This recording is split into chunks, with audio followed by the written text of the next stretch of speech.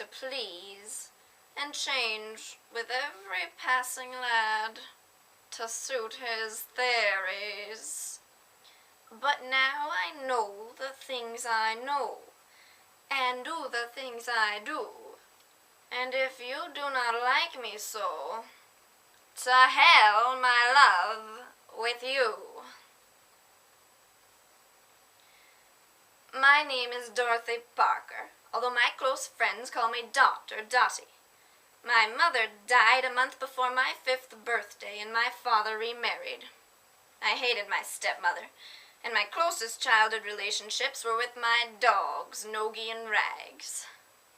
I was sent to a Catholic school, and my stepmother constantly asked me, "Did you love Jesus today?" She died when I was 9. I dropped out of school at 14. My uncle died in the Titanic, and my father went downhill until his death. My very first piece of writing was published in Vanity Fair, and soon after I got a job there. This was where I met my very good friend, Robert Benchley. Benchley and I and a few other writers began having lunch almost daily at a large round table in the Rose Room of the Algonquin Hotel. During my years at the round table, I had many things published. My first volume of poetry was entitled Enough Rope.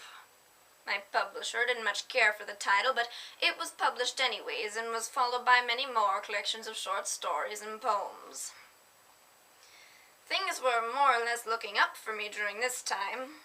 I had many good friends, a career, a husband. That is, until we separated. After that, I had a number of affairs, one of which resulted in a pregnancy, which I aborted. Another resulting in my first attempt at suicide. Oh, that's right, my first attempt. I attempted suicide 3 times. 4 if you include the bottle of shoe polish I drank. And I attempted marriage 3 times. Twice to the same man.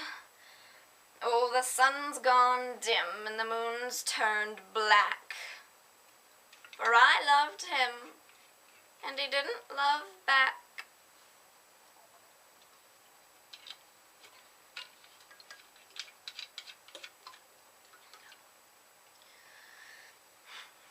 Dear God, please make me stop writing like a woman. For Jesus Christ's sake, amen. This was the only thing I ever prayed, that and to prevent checks from bouncing. How typical of me to negotiate assistance in an entity in which I did not believe.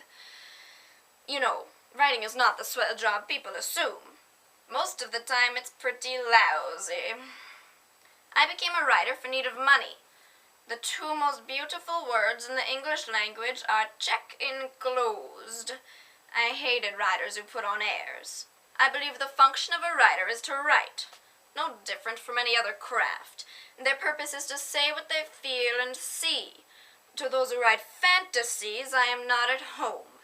They're not artists, they're providers. I understand some of them only write if it is fun to do. Some whistle at their typewriters. What does this matter to me, though? I was never a real writer. Real writers write novels. Write novels, write novels, write novels. That's all they could say. Oh, I did get sick and tired sometimes. I never could write more than half of one without getting writer's block. Not even after I drank the shoe polish. No, I'm never going to be famous, I once said to myself. My name will never be writ large on the poster of those who do things. I don't do anything. Not one single thing.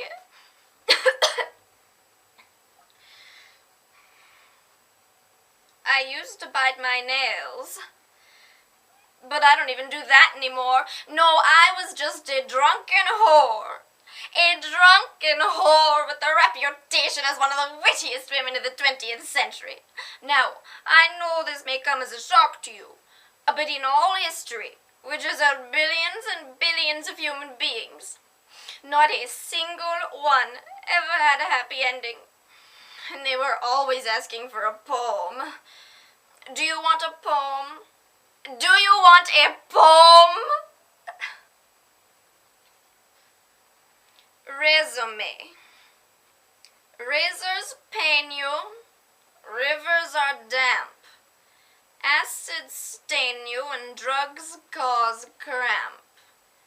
Guns aren't lawful. Nooses give. Gas smells awful. You might as well live.